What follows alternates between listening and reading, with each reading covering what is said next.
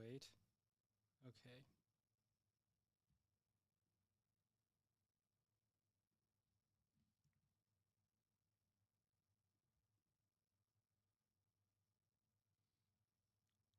Okay, there we are. There we are.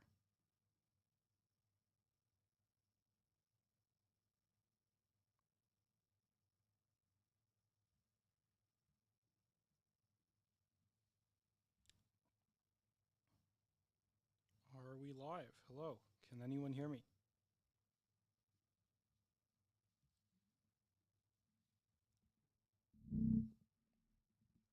Yes, this should be okay. That's much better. That's much better. Your video. How do I actually look at this? How do you actually view the video? Okay, YouTube link.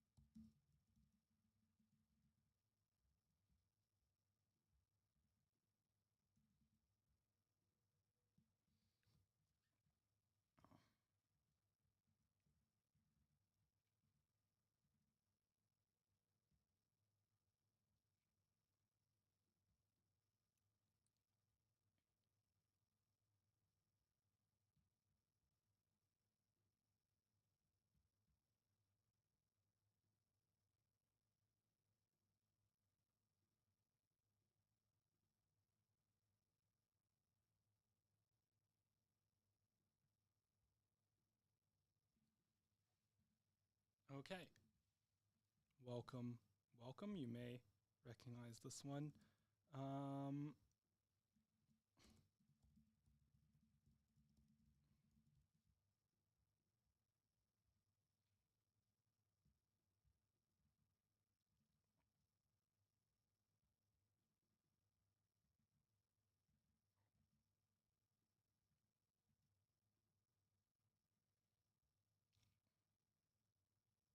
do I just like do I just start? Do I just go into Hobbesian equality? Do I just go into, you know, the meat of the matter today?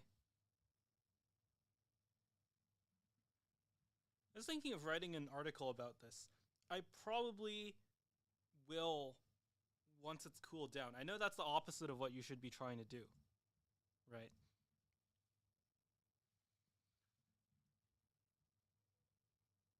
Like the thing that you can do is you can do one of two things. You can either, whenever there is like the current thing, you know, the news story, um, you just shoehorn your philosophy into it. And I think actually, you know, the Hobbesian philosophy fits very well with both of these stories, with the Daniel Penny case and with Luigi, um, the healthcare CEO killer. Um, like you just read the quote, right? And it's pretty relevant to both of these cases. So there's two things I can do. I can, you know, try to ship an article right away of how, you know, the secret to understanding Luigi Mangione is that you read Thomas Hobbes, and I ship it to, you know, I don't know, like Unheard or Compact or so on. Um, one of these web publications, and which are really focused and curated on, you know, having some kind of depth to the current thing. Or I can wait for it to cool down and sort of get a second bump from people, you know, reading and thinking, hey, I remember when that happened, you know, a while ago. It's like two things you can do. And I tend to prefer the latter. It's just vibes mostly. I think the former probably is better for like raw view count, right? But how much are those people like really internalizing it? I don't know. So of course, the articles that I've had that have gone like semi-viral are mostly related to like DEI things. That's like kind of related to all of this, right? It's a different, in a non-obvious way. Like, it can seem kind of crazy and conspiratorial to be like, okay, yeah, the CEO killer and Daniel Penny and DEI. Well, maybe not Daniel Penny. That connection's kind of obvious, but it can be kind of crazy to be like, the healthcare CEO killer and DEI. It's all connected. It's all it's all the water and making the frogs gay. But no, that's not really what I mean. What I mean is that it comes from the same psychological impulse, right? Which is what this article is about. There's a very natural leveling desire in many people, if not all people, uh, certainly a majority of people, of envy, of, hating when someone is heroic, hating when someone is successful, uh, and wanting to tear them down. It is a very real historical tendency. You see it across literature. You see it, in the story of Cain and Abel. You see it in Shakespeare. One of the recurring themes of Shakespeare. You just read Hamlet, for example. It's if any, it might be arguably the main motivation of the villain. Man, I forget his name now. Hamlet's villain. Uh, yes, Uncle Claudius, Uncle Claude. Yeah, he's the villain. Many such cases where Claude is the villain. Why not both? I'm sorry. I have no idea what that's a response to. I just have no clue. I'm sorry. That's probably my fault. I should have been paying closer attention to the chat. There should be a thing. There's a thing that lets me view the chat. Let me see. Hold on. Control panel. Control panel. Stats. Control audio mixer. Um, Load docs. Stats. Okay, but this is not chat. This is like stats for my stream, but it's not chat. Trying to add chat to the stream. I know. I guess if you're on YouTube, chat is already next to the stream, right? So I don't need to add it to the stream. It's not something I need to do. Okay. So it's mostly something for me. I'll get it figured out in the meantime. Okay. New comment. I read Hierarchy in the Forest. If I recall correctly, the extent to which the author defends egalitarianism, it's between males of the same group and it's to prevent violence from breaking out. It's very interesting because it really depends on how you choose to read it. I have some quotes. Um,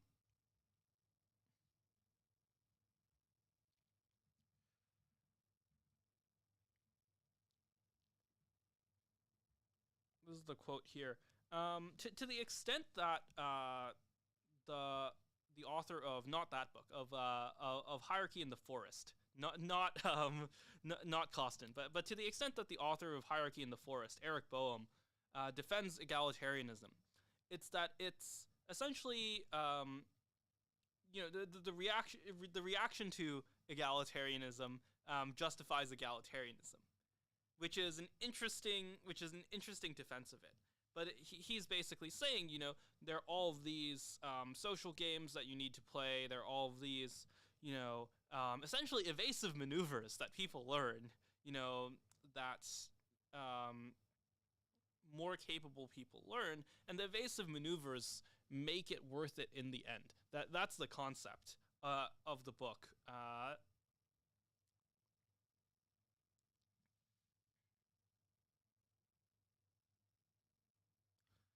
It is an interesting theory, right? It's a kind of almost acceleration theory, where the worse the better.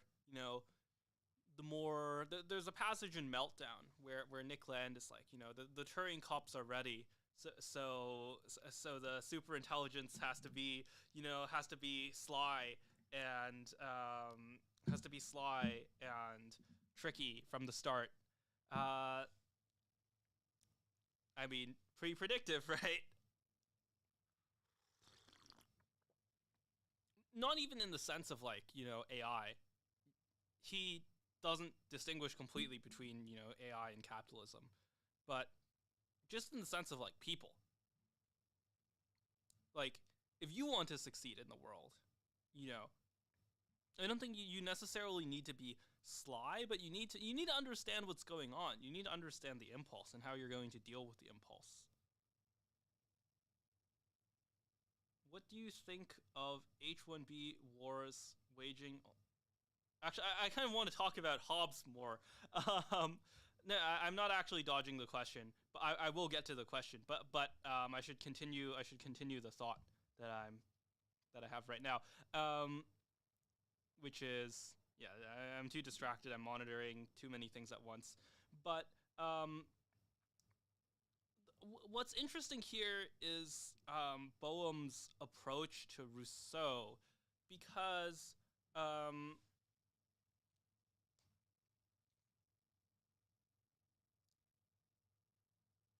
if you read Boehm as um, not denouncing Rousseau, and he has some passages where he's quite explicitly saying that like, oh, Rousseau and Hobbes both have something to offer. Rousseau and Hobbes, he almost like sets them as equal, which he should know what he's doing if he's doing that, right? That's a trick. That's a fake equilibrium. Um,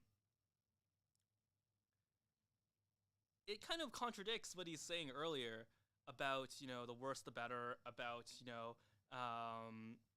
the reactions to egalitarianism being justifying egalitarianism, because Rousseau doesn't celebrate the reactions to egalitarianism.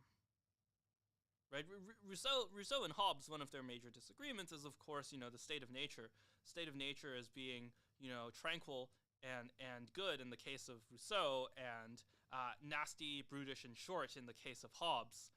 Um, so let me actually read what Boehm says. It's just the views of Rousseau and Hobbes may reflect human nature quite accurately, but only if we combine their contradictory viewpoints rather than allowing them to compete. Humans do seem to enjoy autonomy and serenity. At the same time, they have a competitive penchant for domination, leads to conflict, and creates a need for governance. Natural selection is agency, responsible for both facets, so we must look to the evolutionary basis of our political nature. We are to understand the opposing tendencies.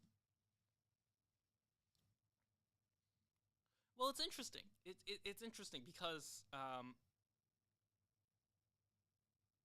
don't really want to just like read from articles. So this is one of the feedback I got from the first stream, is that I just like spend too much time reading and not enough time, kind of discussing and interacting.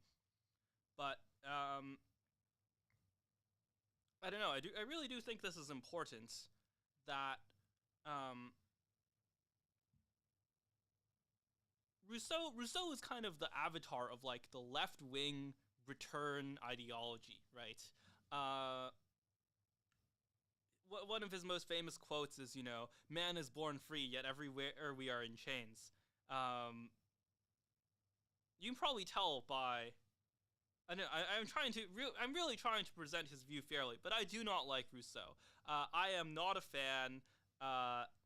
And I think that, in fact, much of the evidence that Boehm presents in this book casts a lot of doubt to Rousseau's claims. If you really go into the study, I'll just summarize it. You can read the article. The link is in the description. But you can read the article, and you can of course read Boehm's book itself, which I highly recommend. But if you actually look at the outtakes from these tribes, from the kind of like emotional stuntedness and suppression, and really just like stuntedness of will, people cannot have ambition in this world. That is something, even if you have ambition, you have to be so sly. You have to be like, Nick Land's super intelligence. You have to be, fundamentally dishonest kind of, dishonest kind of striver. Lots of echoes of that today, of course. And it is just to someone whose most value is not, just pleasantness and aesthetics and kind of, mediocrity, but who cares about this was almost the street. This is the title of this document, of course. The will to rival the world. Then that's just miserable. That's just miserable. And maybe that's that's very different from the aesthetics of Rousseau, and even maybe somewhat different from the aesthetic of Hobbes. But I really struggle to see just the empirical descriptions of what Boehm talks about and be sympathetic at all to Rousseau. Message retract. I didn't actually see that. Is YouTube the main chat, or is the main conversation somewhere else? YouTube is the main chat. You're here. You're in the main chat. Thank you. The main chat is you. I should promote this on Twitter more. You should promote this on Twitter more. Not just you specifically, but like everyone in the chat. You should all join the stream.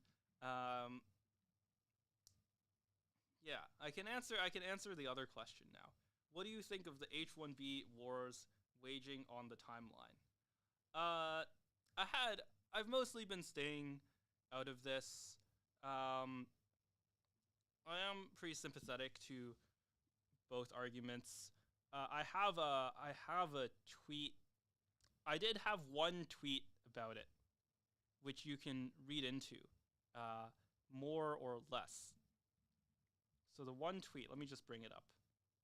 The one tweet I had on this is, one notable thing about the current discourse is that Shahram and David Sachs have been extremely respectful and sincere. Lots to learn from this, especially from their supporters. Yeah, that is my take. I think that there's a real kind of, and I don't even know like how many of these supporters are even like American, right? That's the thing. We're talking about American immigration. No one knows if you're a cat on the internet. No one knows if you're like not American and you're having like strong takes on like the H-1B visa into America.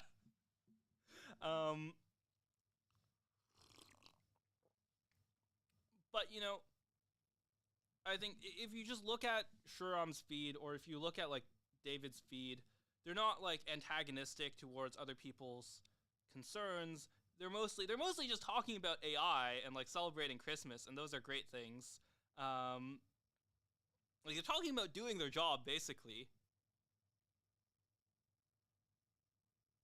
And Sachs is reaching out to a lot of people who would be maybe critical about increased amounts of H-1B visas.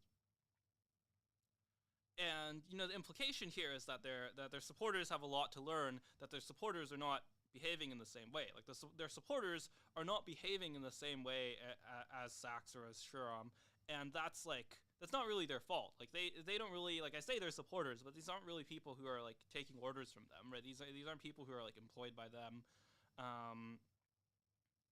and they are they do not have the same degree of respectfulness and sincerity.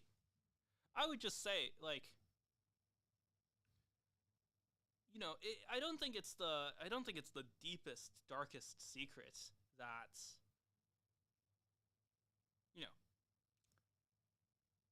tech people are not known for their deep familiarity with political history. And I think where immigration restrictionists are coming from is that, like,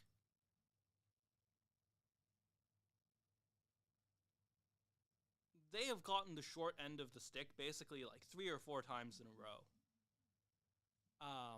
The most famous version of this that they'll tell if you actually talk to any of these people, if you talk to like I think Stephen Miller has talked about this publicly. Correct me if I'm wrong, but I believe Stephen Miller has talked about this perfectly, about the failure of the Reagan amnesty. What's the Reagan amnesty?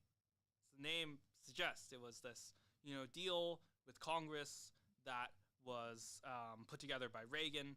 The idea was essentially you would get amnesty for some group of illegal immigrants, but you would secure the border and you would make it a lot harder to continue to illegally immigrate. And one of these things happened, and one of these things did not happen, right? Like it's, I mean, I laugh. It's like, it is not exactly a laughing matter, but this has happened like three or four times in a row. Um, where there's like a major immigration deal, and it's like we're gonna really, we're gonna really make immigration easier in some ways, maybe for people who deserve it, and then we're also going to make immigration harder for people who don't deserve it, and you really only do the first thing. This is the thing that's happened, like just as a descriptive thing, just as a descriptive point of history. That's kind of what happened several times in a row. And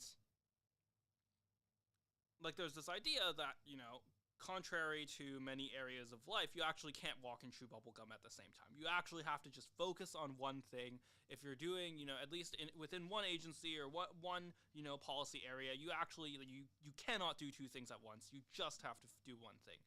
I think like J.D. Vance has said this over and over again, where he says, the legal immigration stuff, fair minds can disagree. This is what he says. I agree with this position as well. Fair minds can disagree, but you just have to do one thing. You just have to have political concentration, and that's like pretty believable. That's like just upon a reading of history. On the other hand, there are people who just say things that are, they're just wrong. There was a very funny tweet by Aravind Srinivas, who is the CEO of Perplexity. Yeah. There's a community note now. So when I saw this was before the community note. So for those of you who don't know, Perplexity is like, I think a top 4 AI app, by daily active users. Like I use Perplexity. Perplexity is great. It was founded by this guy Aravind, who is an Indian immigrant to the U.S. Obviously a legal immigrant.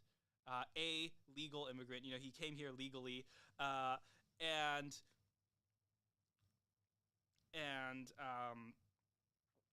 he's founded this massively successful AI company.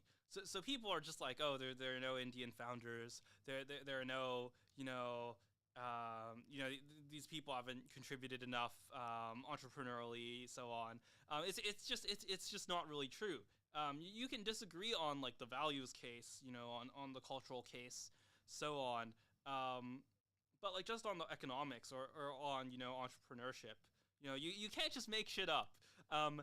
Or you can, and it'll be like very funny when like Aravind quote tweets you. He's just doing like he's not even doing the thinking face. He's doing like the monocle thinking face. It's amazing. But yeah, you like can't make this up. And once again, it goes to like the natural right and history thing.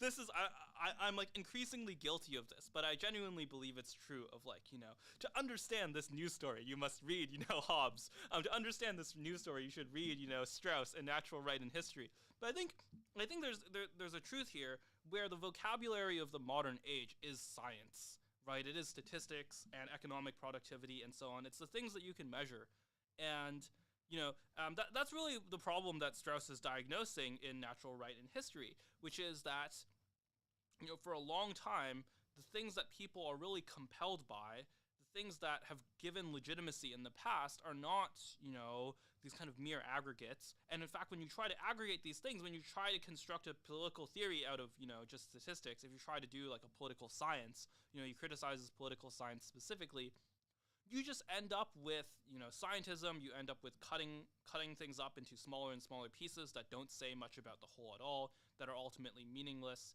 And then you distract yourself from the thing that you're actually arguing about. So there's like a fake, there's a fake argument that's going on here, which is like, what's the optimal number of H-1B visas we should reward? And I think that's like largely fake because it's not actually what people care about. The things that people care about is, how should we be balancing economic? Like, I don't actually think that people, believe that there are no successful Indian CEOs. I think they're just like making shit up or like they're just posting. They're just posting. The thing that they actually believe, this is the thing that I think they actually believe is that no, people have put economics before culture, that there's not enough assimilation, or maybe they even believe that assimilation is not even possible, that there's a disrespect towards Americans and American culture and the American nation. That's the thing that they actually believe. And the question of is there enough respect for American culture and the American nation and American sovereignty, that's not something that you can answer through political science. That's the point that the general version is the point that that Strauss is talking about. Writing this out. Okay. Yeah. You can like reply to my stream tweet if that makes it easier. I guess that's not really something you see in chat, but like, um,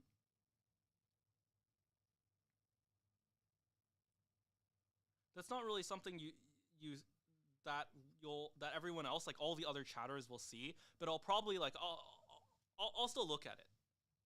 Like I should look at my notifications. I should see what's happening.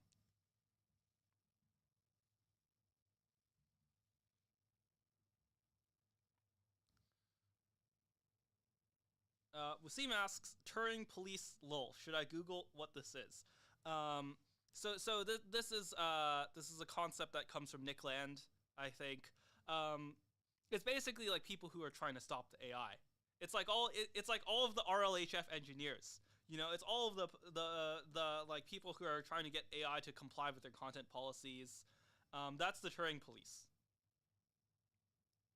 And like the people in the government who are trying to get the people in the AI companies to RLHF their models. That's what the Turing police is. Hey, I had this question a month ago. What justifies land sovereignty? Do you mean like land sovereignty as in like the sovereignty of like the geographic land, or do you mean like Nick land? Normally I would go with the former, but we just had a question about Nick land. In response to the Indigenous land courts in Canada. Oh goodness. Um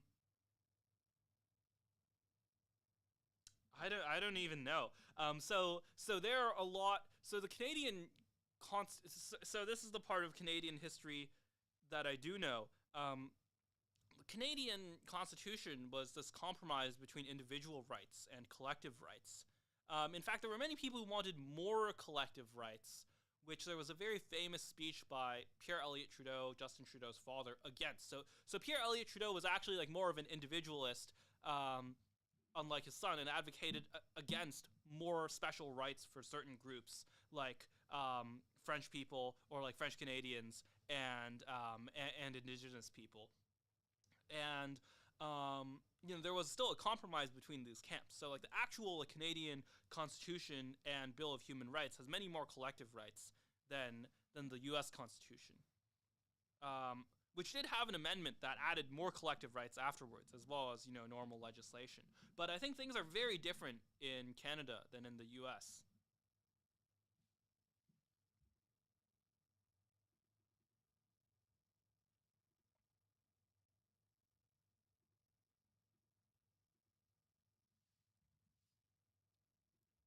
So we can actually dive into the meat of the stream, if we want, which is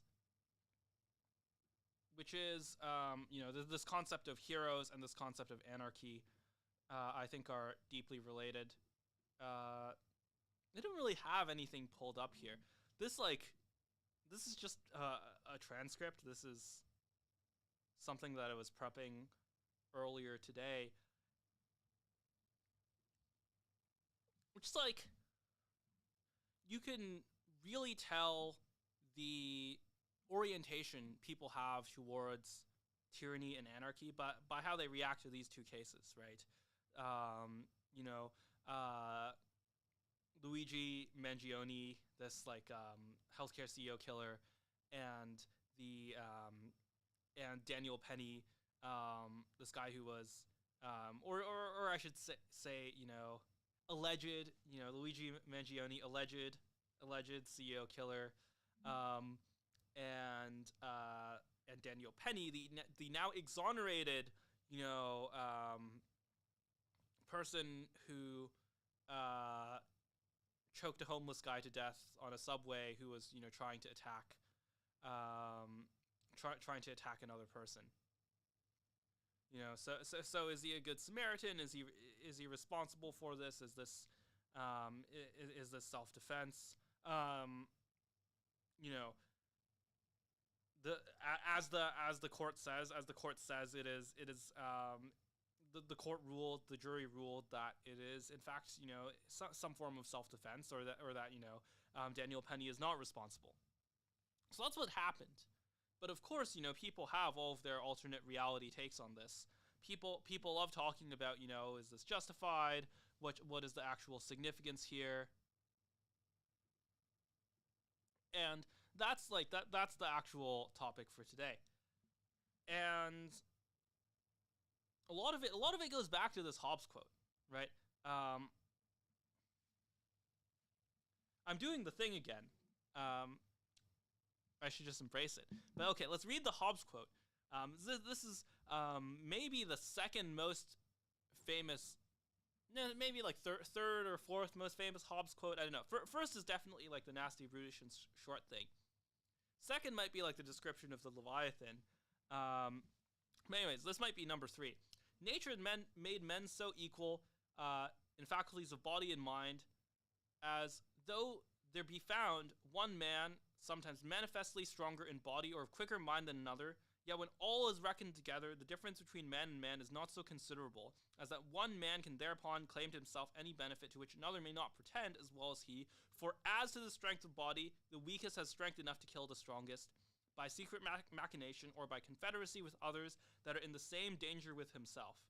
There's another translation of this which reads conspiracy with others, which I think is even or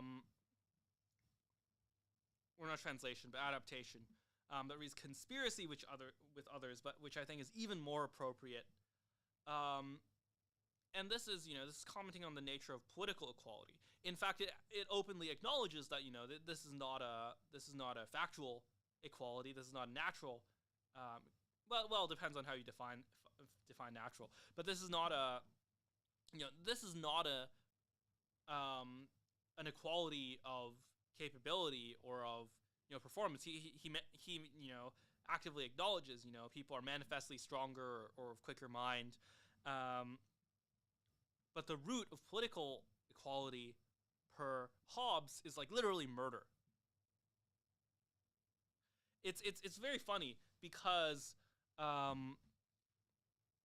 there's a famous anime villain who's kind of making the opposite case. He's kind of like a Nietzschean figure, but let me just find it actually.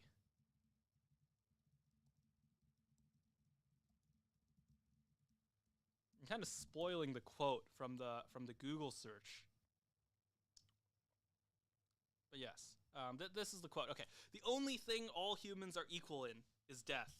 And this is the quote where he's arguing for a kind of Nietzschean, Übermensch kind of philosophy. But it's very interesting because Hobbes's notion of political equality kind of stems from the same thing, right? That, despite the human inequalities in life, all men are equal in death. And you should consider, for most of human history, it was considerably easier to pull a Luigi. Even many successful people, there were just political assassinations, there were kidnappings, all across, like, modern developed countries, like, 19th century or, early 20th century. There were all sorts of political assassinations. I talk about this with James Pogue in the episode that was out this Monday. But there was just so much political assassination and kidnapping, and, it wasn't the rule that if you were a successful person, you would be safe. No, you had to be paranoid. You had to be very watchful. You had to avoid publicity. You had to avoid anger. And, it would be kind of expected to have someone like Luigi Mangione. And the question is, like, how do people react to that morally, right? there's one reaction, which is like this is a this is a win for equality. This is a win for vigilante justice. This is a win against people who are just denying claims. And of course, there's another reaction. That's basically like that this is the pro-murder crowd. This is just this kind of vigilante justice. It is people taking out their envy, people taking out their political ideology on others when they couldn't even win the election. Right, they couldn't win a trial against this United Healthcare CEO. They couldn't win the election, and even if they did, Democrats were in power for 4 years. They didn't change the law around denying healthcare claims. And this is authoritarianism.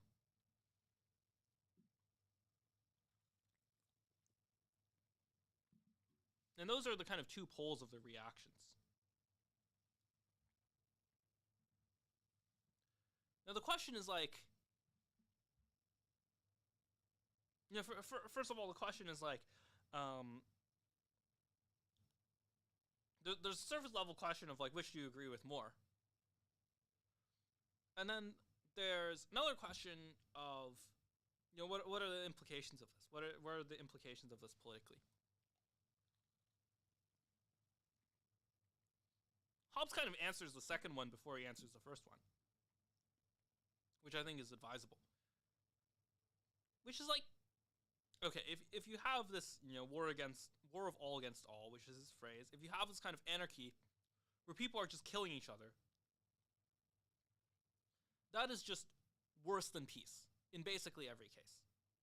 That is just straight up worse than peace, up to the point where you need the Leviathan, you need this, essentially all-powerful state in his eyes, which is, in his conception, it can be a monarchy, to just create the state of peace. Stop people from just killing each other, give people protection, and in exchange, ask for obedience. Very important theme in Hobbes, also very important in Schmitt. As a side note, I really, it is kind of crazy how much Hobbesian thought has just drifted. Maybe this is in part also because like Strauss was just not a fan of Hobbes, and I think he has his reasons for that. You read Natural Right and History; it is quite compelling. But like, there's not the same kind of like Hobbes apologists as there are for like Locke. There's still a lot of Locke apologists. There's still a lot of like John Stuart. Oh my god, there are so many John Stuart Mill apologists. There's not enough fans of Hobbes. Hobbes has just gone on the wayside, and the most famous, modern, semi-modern, most famous like 20th century works on Hobbes are like actively antagonistic to him. Most famous is probably actually Natural Right and History, which is not kind to Hobbes, not kind at all. I have a quote from somewhere else.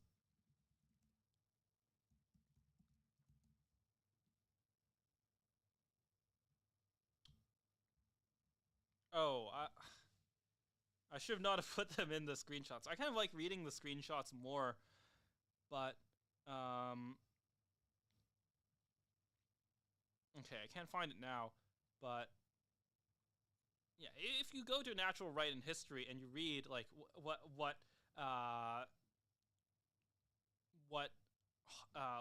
Strauss has to say about Hobbes, he is not kind. He's really blaming Hobbes for the shift from natural right, from this kind of higher virtue into a kind of lower virtue built on top of self-preservation, which I don't think is entirely fair. I think there is room for natural right in a kind of Hobbesian or neo-Hobbesian philosophy. There's no such thing as neo-Hobbesian philosophy, by the way. That's a thing that I made up. That's my philosophy. I am the preeminent neo-Hobbesian scholar. I'm not actually. This is like I am just making this up. I don't think there's been anyone else who's claimed to be a neo-Hobbesian. Although I guess that would make me that would make me number one by default.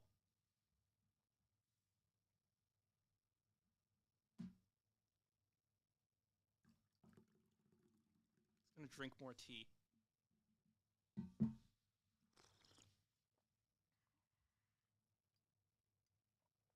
This tea is the only thing that keeps my voice preserved throughout this stream.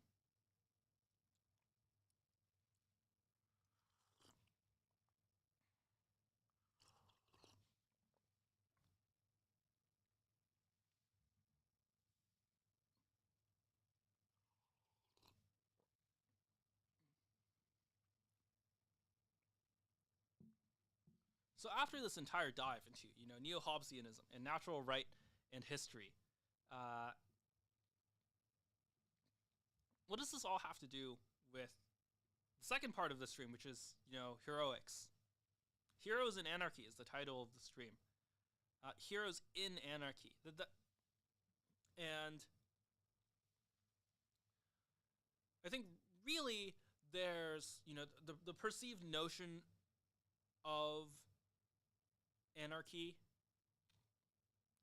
It's very interesting because I talked about the different reactions to Luigi Mangione. Is he a righteous killer? Is he bringing justice to tyrants, or is he unleashing political violence? Is he a villain who is imposing his political ideology even though his ideology lost? Those are the reactions to Luigi. That's the spectrum.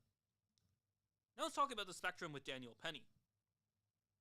As on one side you have he's just restoring order. He is defending the innocent. He's defending this defenseless old lady, or is he is he a racist? Is he a white supremacist? Is he a murderer?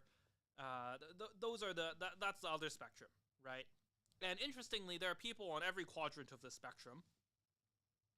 There's the kind of truly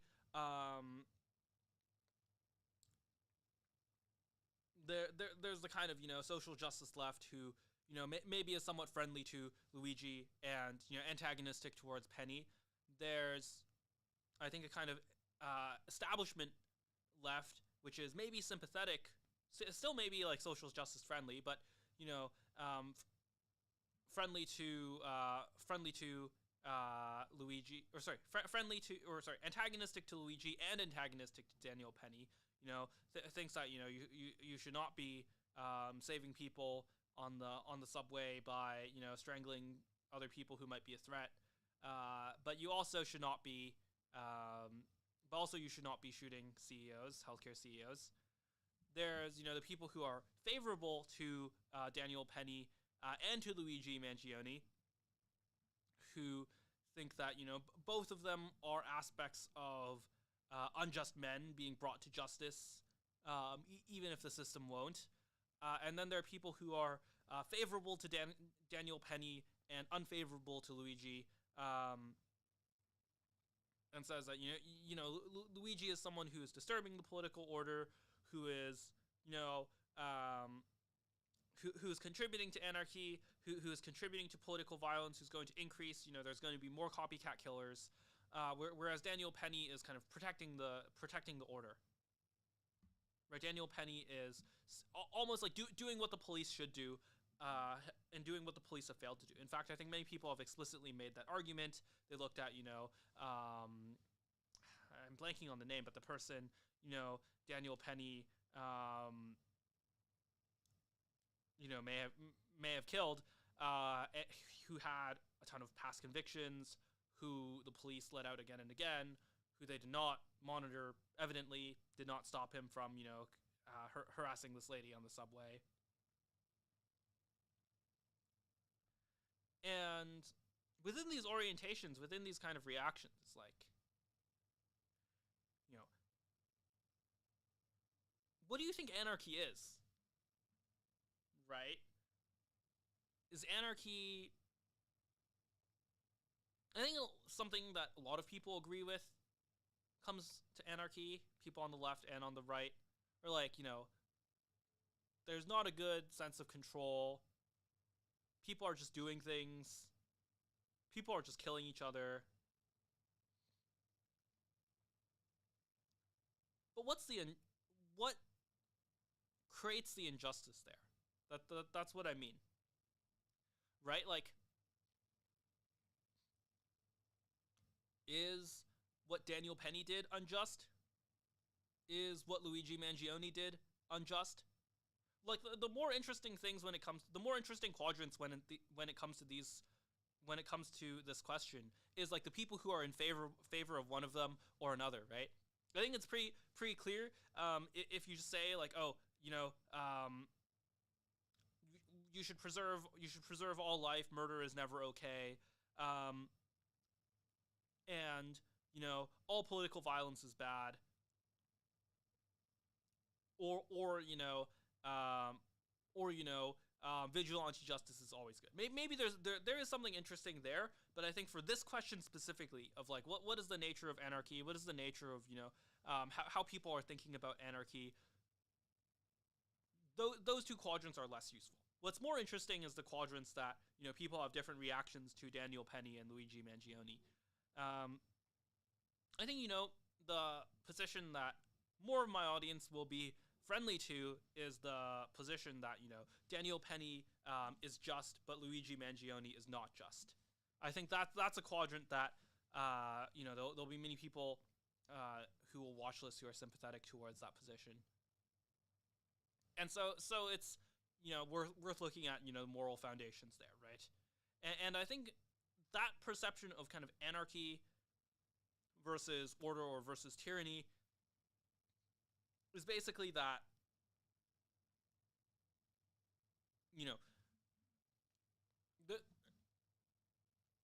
it may be better just to look at the phrase anarcho-tyranny. This is a phrase that's very popular in describing crime in San Francisco, where if you want to build a house, they'll spend a lot of resources stopping you from building a house.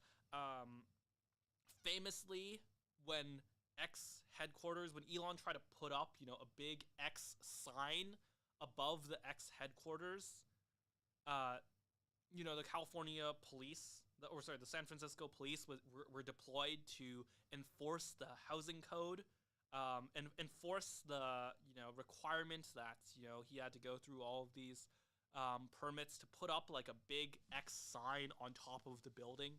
So not even making any like substantial renovations to it, just putting up a sign. Meanwhile, there's a big homeless problem in SF. There's a big burglary problem and break-in problem and shoplifting problem in SF, which has actually gotten better, notably since COVID. It was like worse. It was the worst in 2021 or 2022, I think. So it actually has gotten a little bit better.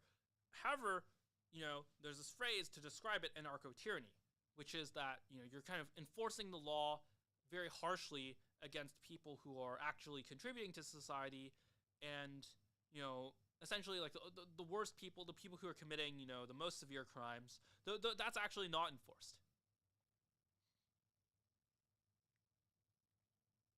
And if you see the perspective of the law as basically protecting good people, protecting productive people, protecting people who are, actually contributing to society, that's the view that,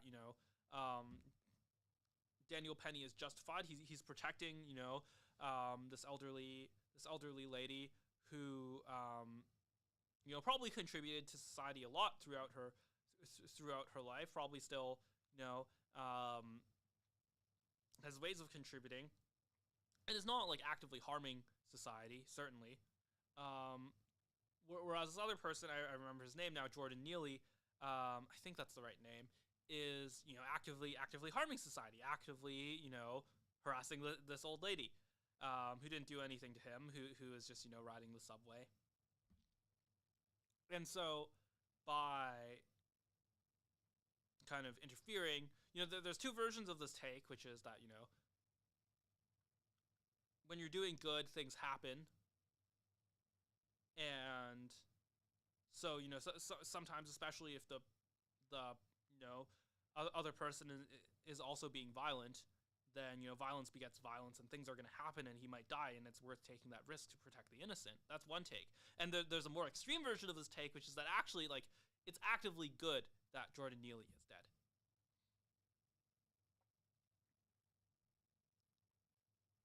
And that can be a kind of like vigilante death penalty. And that kind of brings us to that kind of brings us to the opposite, right? It brings us to the people who are kind of pro Luigi but anti Penny, and that's a very interesting very interesting pairing as well, because implicitly, and I think explicitly for many of these people, they are kind of anti they're anti the UHC, the United Healthcare CEO, and they're pro Jordan Neely, right? They're pro the homeless guy on the subway. They're pro him, being there. Maybe even pro him harassing that woman as long as it doesn't get violent. Is kind of like pro the SF homeless problem even, but is anti United Healthcare CEO. Right, is anti denying claims, and would view him denying claims as contributing to a lot more harm than a homeless guy in the subway.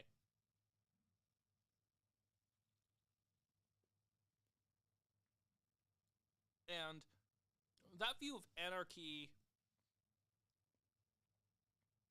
is almost a favorable view. It is almost a Rousseauian view, right?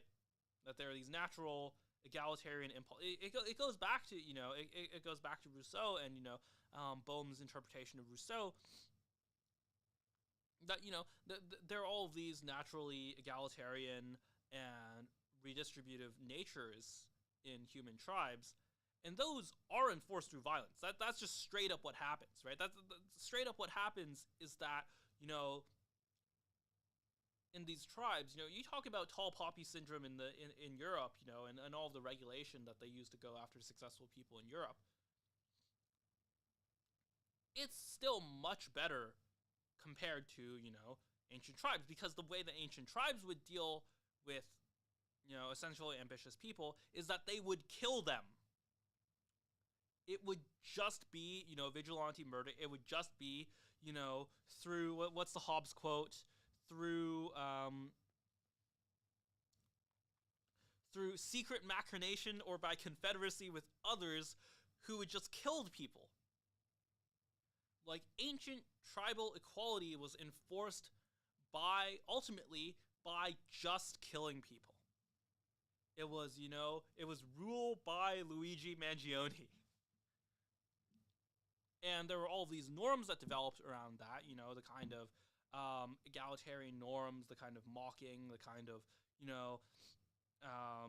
shunning, but ultimately that was all built around like literal murder. And you can tell I'm not so friendly to such people.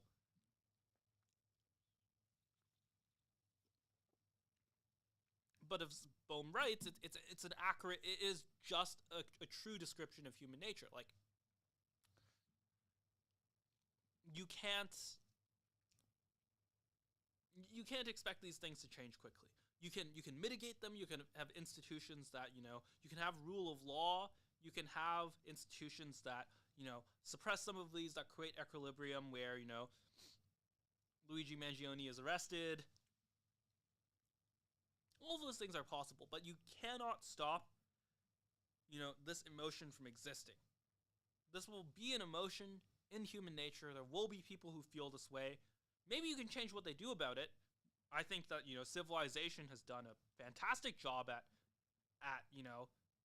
in most cases, maybe not in this case, but in most cases, stopping that from leading to literal murder. But the envy will still persist. The envy persists. The envy will remain.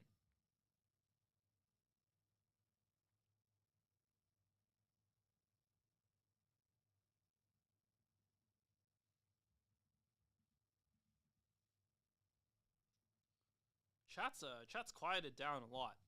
Damn.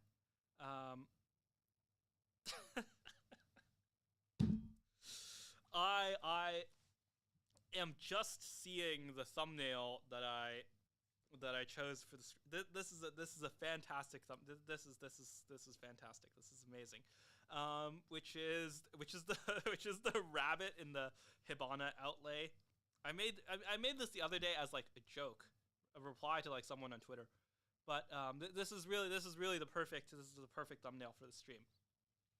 I'm not sure if you guys can even see it, but it's like it's just like this rabbit in it's a hyper realistic rabbit in the crosshairs of like in like the anime crosshairs.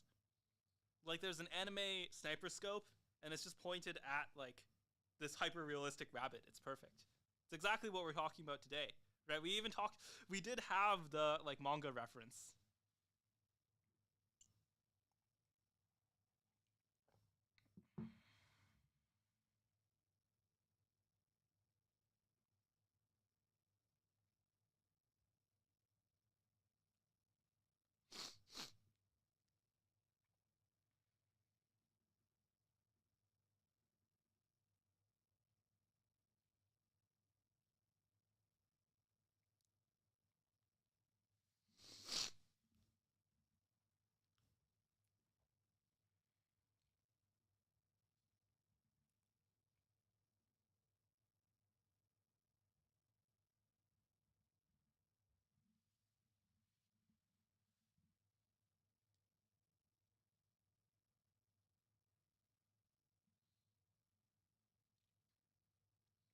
There's this phrase in I think like Elden Ring, one of the FromSoft games, of like the Eldritch Truth.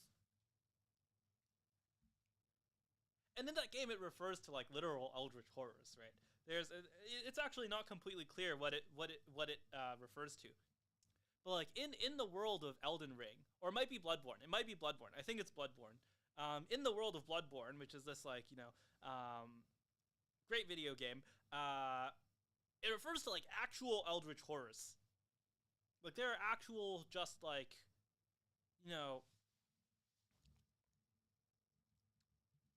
Bloodborne bosses. Let me just like put these on screen here. No, I want one of them. Yeah, there are like literal eldritch horrors that you fight in the game. So that's what it's referring to. But this just popped into my mind here because there are things in human nature that are really, really frightening once you get down to their implications.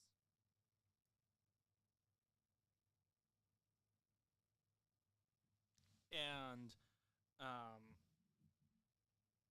like it just gets so dark. Like if you're willing to admit this to yourself of like the nature of Hobbesian equality and how many of these tribes like self-regulated, literally killing people, literally killing ambitious people for so much of history, like that should really, really change your understanding of human nature, at least from the default like societal norm, right? The things that you learn in public school. That should really change your understanding of human nature and of how social harmony is created. And like there are times in my life that have gotten pretty dark related to this.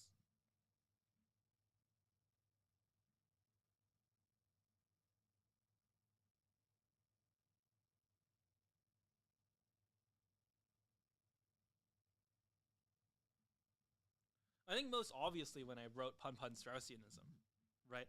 That series, a lot of the newer viewers will not even know this series exists, which is good. I don't really promote it anymore, but it does seed, some of the it does seed almost all of like the serious philosophical work that I have done that I'm going to do is seeded by that series. I don't think it's presented well at all. I don't think you gain much from reading it. But like if you just want a preview of like what's to come, like I could probably do 10 or 20 years of philosophical work that all have footnotes to like Pun Pun Straussianism.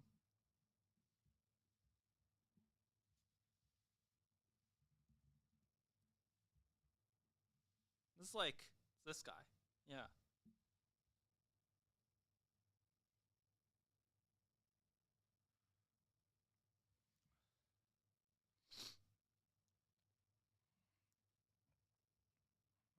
me just try to set up this page correctly. There we go.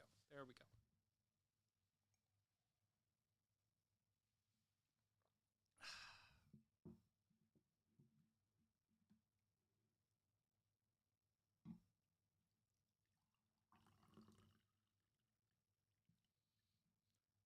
Okay, so we talked about anarchy a whole lot. We talked about the nature of anarchy. We haven't talked about heroes at all. I guess, some would consider Daniel Penny a hero, and we've talked about that case. Some would consider Luigi a hero too. We haven't really talked about, the nature of heroics, the nature of heroes. Heidegger would be very angry at anyone who conflated the two.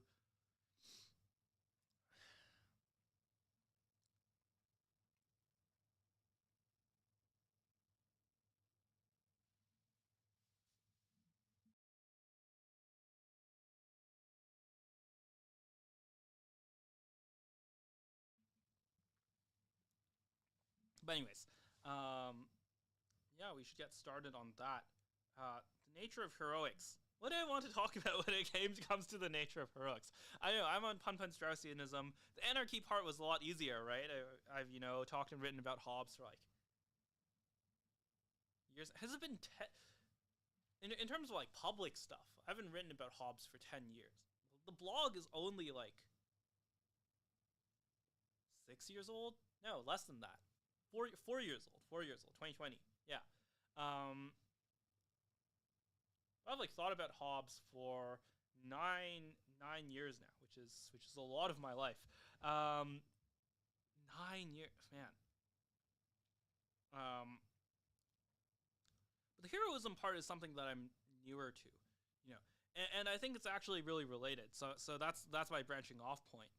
I think that how people are conceiving of these heroes are basically really tied to what they think that a just order is. What they think the nature of anarchy is. If you see if you see order, or if you see a kind of capitalism as tyranny, if you see the UHC CEO as a kind of tyrant, then Luigi is your hero. If you see the kind of dissolution into anarchy as a real problem of like homeless people on the subway harassing people, possibly assaulting people as the problem, then Daniel Penny is your hero. The hero is the person who precipitates a regime change, basically. In some cases, literally. In the case of Caesar, Napoleon, maybe even Donald Trump, the hero is the person who precipitates a regime change. And the question is, how are you thinking of that regime change, right? You can either see Caesar as a hero or a villain. You can either see Donald Trump as a hero or a villain. You can see Napoleon as a hero or a villain, and you can see in the same way you can see Stalin or Mao or Trotsky as a hero or a villain. Of course, I have these beliefs. I'm not a relativist, but I just want to set the stage for these questions for people to ask. I think that ultimately you should come to answers. You should be be willing to discern and be willing to judge.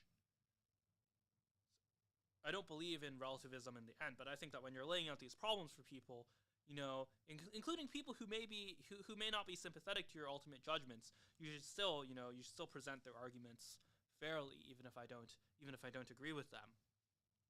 So I'm just saying, there are many people in history who believe that Stalin is a true hero. There are many people who believe that. And some of them, of course, were part of the Soviet regime, wanted power for themselves, were saying things to be, loyal to Stalin. But, even many American academics were friendly to Stalin. So these people definitely existed. And the question is, like, where does that come from, right? Some of that comes from envy. Some of that comes from, this natural human instinct towards, towards like tall poppy syndrome and towards like just destruction and murder.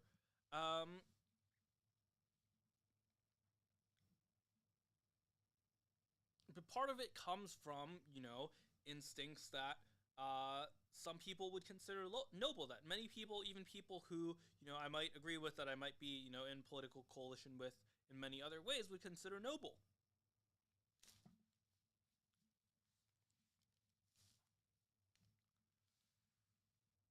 And the question is, like, what kind of regime delivers those virtues, right? You might want, on one hand, you might want a kind of public order.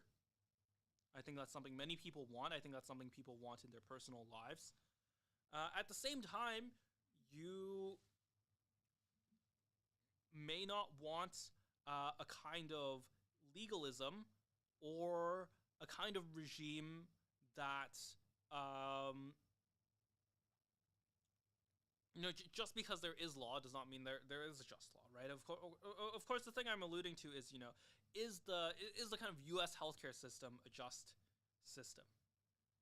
And, many people would say no. Even many people on the right would say no. This is still an issue that favors Democrats among the general public, and, much more than the average issue. And, even some Republicans are very sympathetic to left-wing positions on healthcare. Or less so positions even than just the idea of, overturning the system. Most famously, this was the premise of the Bernie Sanders campaign, right? We need Medicare for all, that there's, this unjust system of self-dealing and government capture and, unchecked capitalism that is, that is just selling people a lot of fake drugs. And, this is very interesting because elements of it have been adopted by the right. Elements of it have been adopted by the kind of RFK Jr. faction, who's now, the Trump appointee for HHS, who now may be looking to, reform a lot of the self-dealing that happens at, for example, the FDA. Now, what direction that'll go? Will that go into a more libertarian direction? Will that go into a more kind of, socialist in the European sense, socialist as distinct from communist sense, or let's say, will that go in more of a Medicare for all direction? That's what I'm saying, basically. We don't really know. I think RFK Jr. is a lot more unpredictable. So some people say he's just like a MAGA person now. I don't think so. I think people, especially old people, hold sincere beliefs, have real beliefs, talk about their beliefs publicly. Maybe not all of their beliefs are sincere, but definitely do have some number of sincere beliefs. And he believes that being part of the MAGA movement or the MAHA movement is the way to reshape the healthcare system, reshape the food system in his image.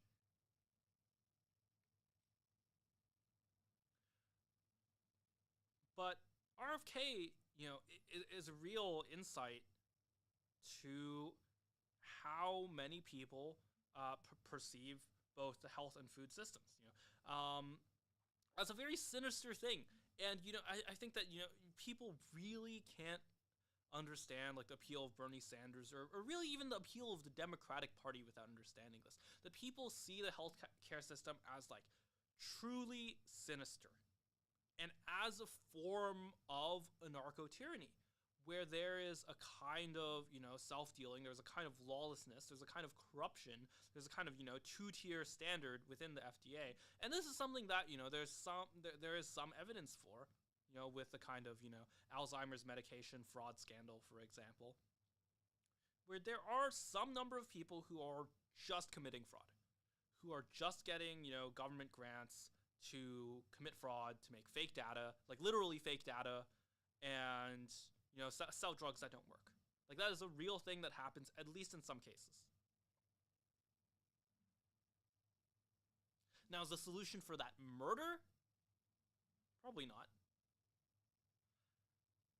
Is the solution for that Medicare for all? Will that increase or decrease the amount of fraud? Uncertain. There's more both legitimate and illegitimate medical innovation in the U.S. So there's like more fraud cases, but there's also more like legitimate medications. There's more of both in the U.S. I think the ratio, the ratio is around the same.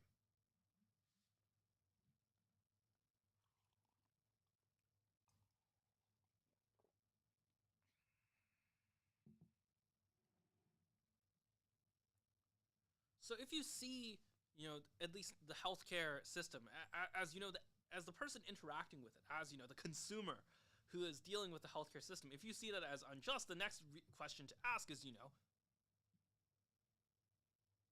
and you see this as not being corrected by the political system, the next question to ask is like, is what Luigi did just?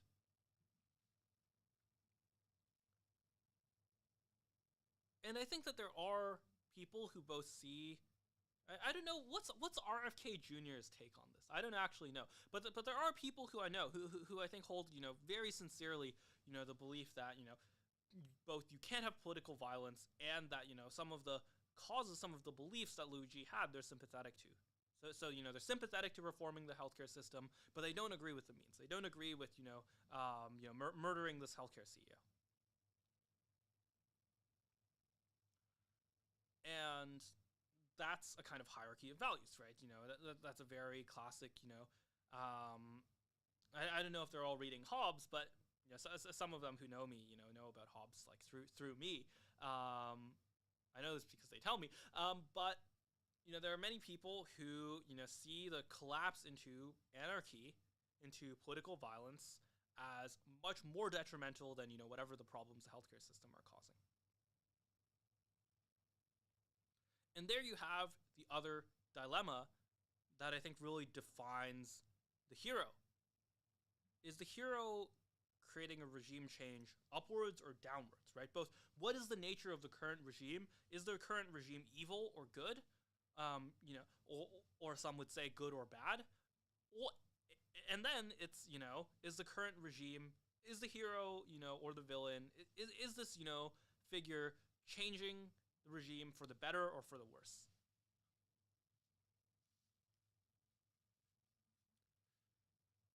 And some would say that the hero is someone who changes the regime for the better, and some would say that to put it bluntly, you have to fuck things up in order for things to get better. You have to just really fuck things up. You have to break the political order, and only then will things get better. And then you start to see, right? Even if you're, someone from the more Hobbesian persuasion, or someone from a naturally conservative persuasion, you can start to see why some people may be sympathetic towards Luigi.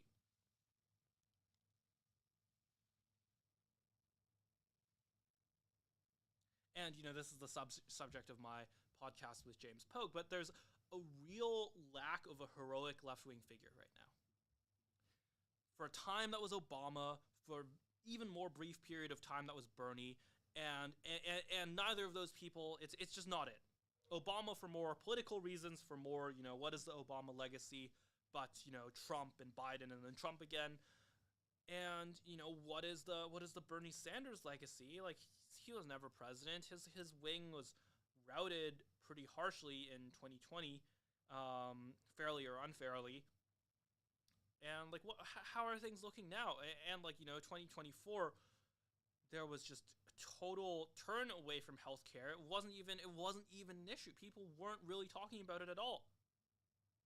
It just was not a factor. People were more worried about inflationary policy. They were worried about, deficit spending. They were worried about immigration. Just in terms of salience, Bernie had really exited the conversation. So there was a lack of a left-wing hero. There was a lack of the belief in a left-wing regime change. And like Bernie, people don't really, people have like kind of retconned this both on the right and the left, but Bernie was a regime change candidate. He was a regime change candidate for how the DNC worked, for how the political system worked. This was everything. All of this was in what he said, especially in 2016. We will bring a political revolution. And it gets back to the question, is he a hero? Is he a villain? Is he changing the regime for the better or for the worse? You can argue that. And, I would say that, I'm very amenable to arguments that he was not a hero. But at the same time, you can see that there was a kind of heroic charisma behind it. People really believed that you would elect Bernie Sanders and the regime would change. I think that people now, even if Sanders won in 2028, even if, you can tell, even if you, teleported someone from the future into the present and had them say, hey, sad DSA member, you're really down, but let me tell you this, Bernie Sanders gets elected in 2028, and he gets Medicare for all. What's that DSA person going to say? Is he going to say, oh, man, yeah, then we're really going to get our political revolution in 2028? Or are they not even believing that will lead to a real political revolution? They don't really believe that'll lead to a real regime change. I think it's much closer to the latter, and that's where you get the heroics. That's where you get the kind of heroic appeal. Not saying that this is my belief, but this is their belief. That's where you get the heroic appeal of someone like Luigi Mangione, because that kind of political violence is, by itself, a regime change. Is it a regime change for the better? Do you just need to fuck things up to get a regime change for the better? Who knows? I would say that it's not a regime change for the better. As to whether you need to fuck things up to get a regime change, uncertain. If I could answer that question, I would be much more important than I am now. If I could answer that question credibly.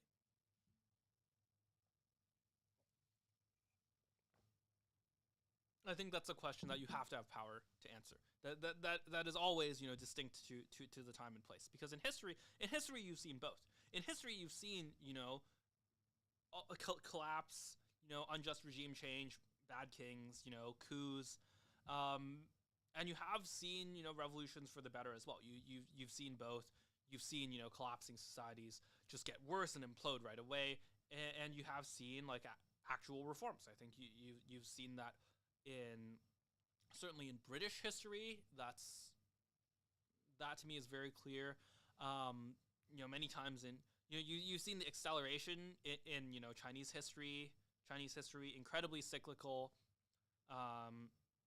That's the entire concept of the mandate of heaven, is that, you have people who lose their legitimacy, who are now, bad rulers, that you need a regime change, that you get a kind of natural disruption almost that, creates the regime change, creates the impetus for the regime change, and that you should just, go with the cycle, go into the next regime and, fuck things up in order for things to get better. And that's, a very natural human instinct as well.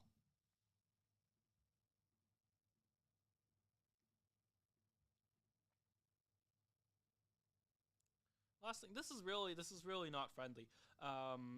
Friendly to the reader. I don't know. You can zoom in on the text a bit, but it's really not ordered very well.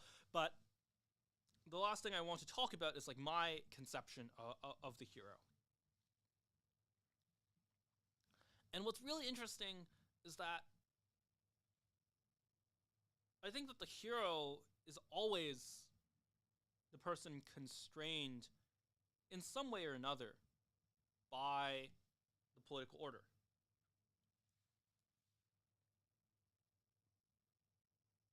This is mostly about the truth of human difference, which if you've read Hierarchy in the Forest or you've read my review, is something that is politically suppressed.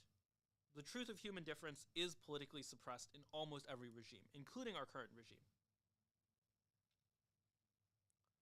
Some would say it is even more heavily suppressed in the current regime, although I would not say that. I think there are, speech control tools like never before, that some of those are used to suppress human difference. However, don't compare that to history, where human difference was suppressed by, literally just murder, just straight up murder. just, there's no rule of law. You would just kill people who were, who were superior. That's just what would happen. And I would prefer, regardless of some of the speech controls today, even the speech controls in somewhere like China, I'd prefer that to being just murdered. The Hobbesian in me, I'd prefer to live in modern day China than to live in, than to live in the state of nature, than to live in like the war of all against all. I would in fact prefer, some form of tyranny to, a Hobbesian anarchy. However, it goes back to what we were talking about at the beginning about, the Nick Land, the sly intelligence, the sly superior intelligence. Once again, I don't think that's just a story about AI or about capitalism. I think that's a story about individuals, about heroes. About heroes, those who are changing the regime, and those who are changing the regime from something that fundamentally suppresses heroes, fundamentally suppresses those read title, those whose will rivals the world, and to an order that at least suppresses them less. And, this is kind of like the first paragraph of a broader introduction to this idea, but I think that there really needs to be a greater conception of heroism for those who believe in human differences. And I think the most natural counterpoint to that hero is always, hero versus regime. What is the counterpoint to the kind of, hero of human difference? The counterpoint is the regime of the suppression of human difference. That's almost, that's almost true by definition, right? If you start with the premise that, the hero is someone who changes the regime and the regime is opposed to him, then, if there is a hero who fights for the truth of human difference, whether that's a scientist, whether that's an entrepreneur, whether that's, a statesman, and the nature of their fight is about human difference, then, who's the antagonist going to be? Because they're a hero, the antagonist is going to be a regime, and they're fighting for human difference, the regime is going to be fighting to, cover up human difference. That's almost, true by definition.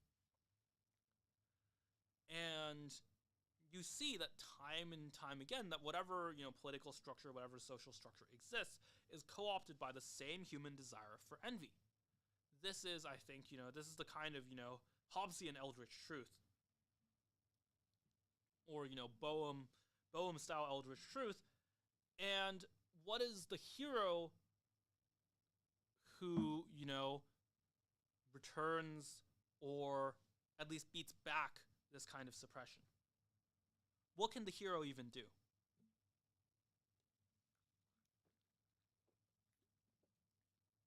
Here are some candidates for who the hero could be. Daniel Penny. We already talked about his case.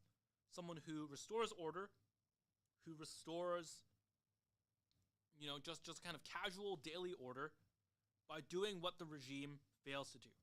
Batman is kind of the same thing. He's a vigilante, but he's a vigilante for order. And a kind of natural order of the kind of peaceful against the kind of, violent.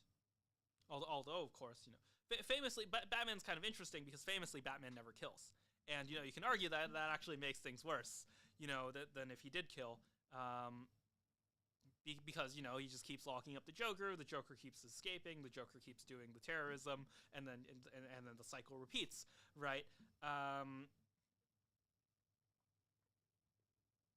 But, I think that Batman, either way, is, a net contributor to order. At least for some of the time, the Joker is in prison and is too busy, like, escaping prison than committing terrorism. So, Daniel Penny, that's one example. Batman is another example. Another example might be Donald Trump. Many believe that he is restoring a more legitimate political order. He's restoring an order that is more, at least tolerant to dissidents, that is more tolerant to, the description of human differences, the, sharing of the truth of human differences. In the same vein, Elon Musk. Elon Musk bought Twitter, uncensored Twitter, removed a lot of the prohibitions, including some that would just describing truth of human differences in more, politically salient ways.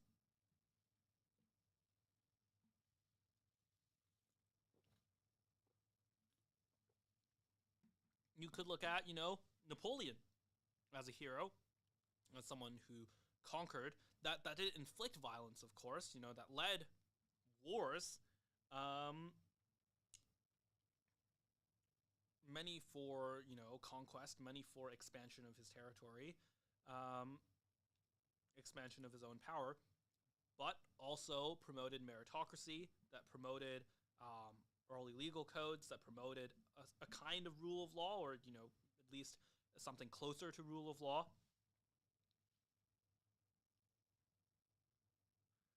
And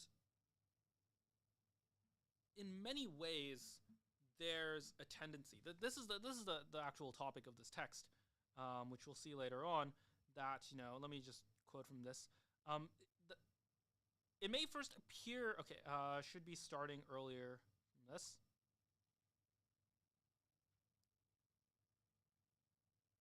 The current time is a time when the social narrative of the previous political era is unwinding, and the new political narrative has only just begun.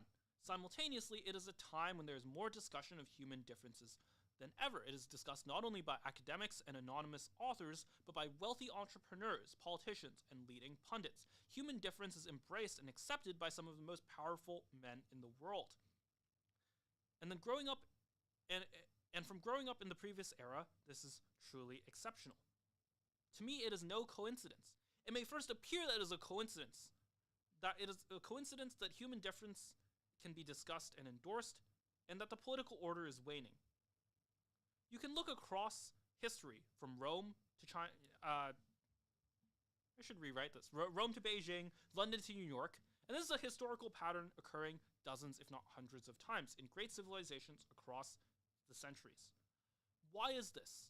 That the regimes that are in favor of human difference, that are most suppressing human difference, are mature regimes, are those whose time has passed, and the regimes that are springing up, the waxing regimes, the growing regimes, the regimes that are seeking to overturn the previous regime, is more amenable to human difference.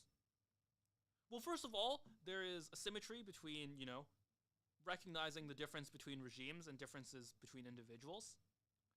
If you, of course, are the old regimes, you benefit from people not really comparing regimes. Don't really think about, whether a regime is just. Don't really think about whether a regime is effective. Don't think about whether we were better in the past, or think neither about whether we were better in the past or whether we could become better in the future.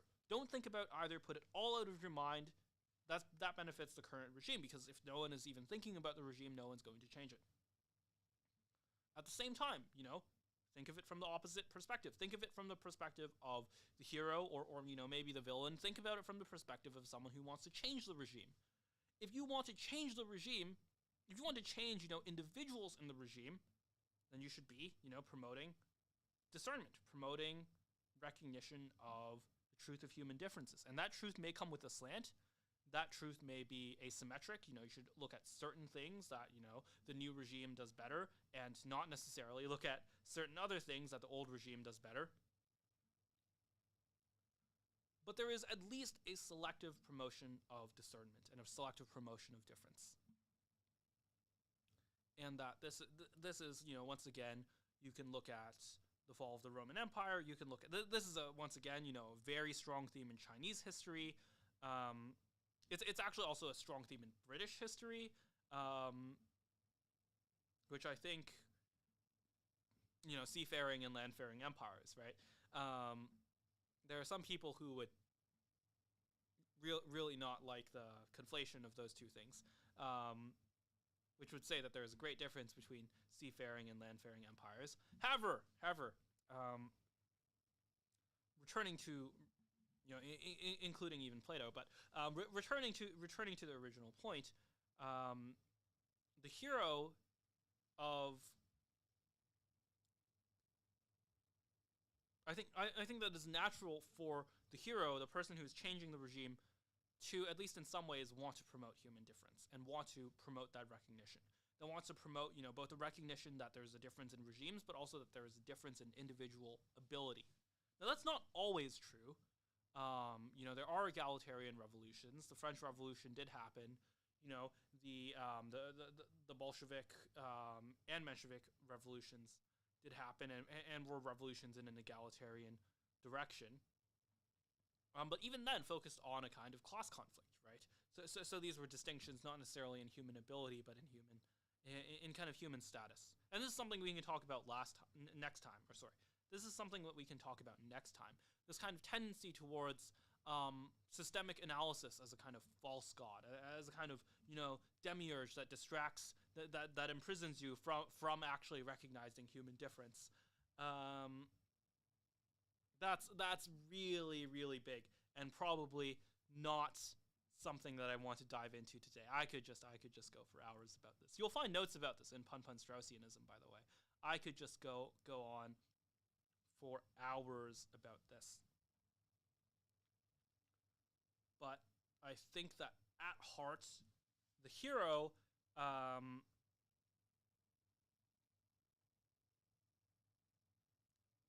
must embrace at least a partial recognition of human differences. And I think that if you really want to create a kind of modern, especially a kind of neo-Hobbes, this is once again talking my book, kind of talking my more literally, actually, not my deal book, but my literal actual book that you read is that will be out in the future. It is that the philosophy of the hero is the philosophy of human difference. That these are actually the same thing. It's the same picture. That's what all of this is going to. Let me read just one more quote from the very end. If you are one whose will rivals the world, then where there is most I should go backward. Their answers in the outward world. Their answers from evolutionary psychology, from economics, and political theory.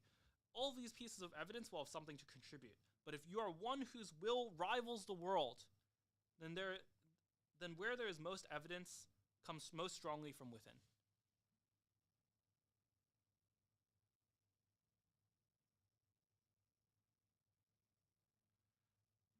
And that, I think, is a great place to end this part of the stream.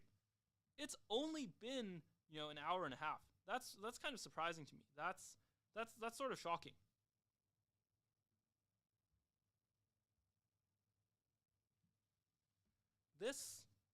I felt like I covered a lot more in this hour and a half than in that last stream. Mostly because, I didn't read everything, right? I didn't read, from Leviathan that much.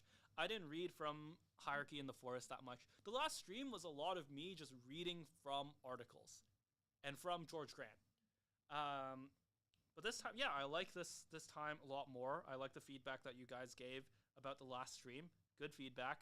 I will, I'm listening to even more feedback. I'm sure many of you will have feedback for this stream, and I welcome it.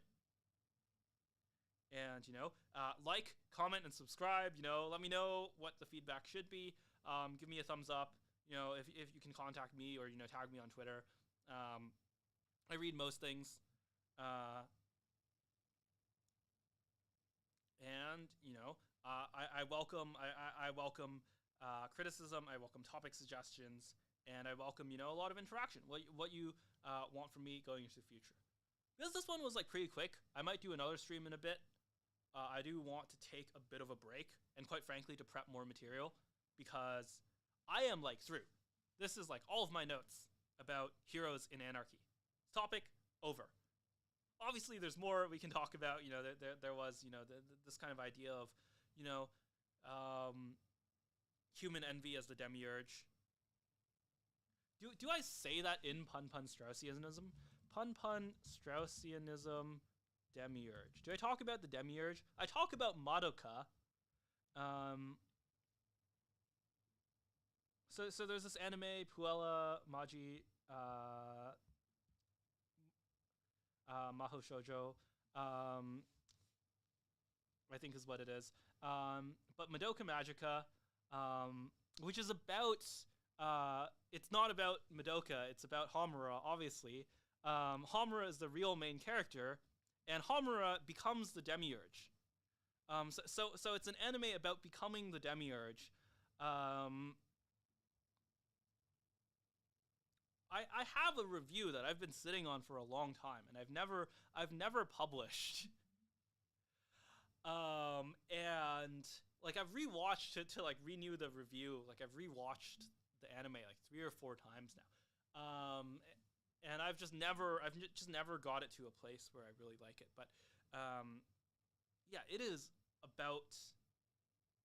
It is a very deep anime, despite what critics may say, and it is about it is an anime full of religious significance and theological significance. It is an anime full of it's sort of like Paradise Lost, where it's not overtly biblical, but it raises many questions that I think lead you to important answers and leads you to important reflection. This is like one of the quotes that will come out of the stream, of course. If you are an aspiring, from the New World podcast clip guy, you should clip this. You should clip this. And the section that's like, Madoka Magica. It's kind of like Paradise Lost. It's about becoming the demiurge.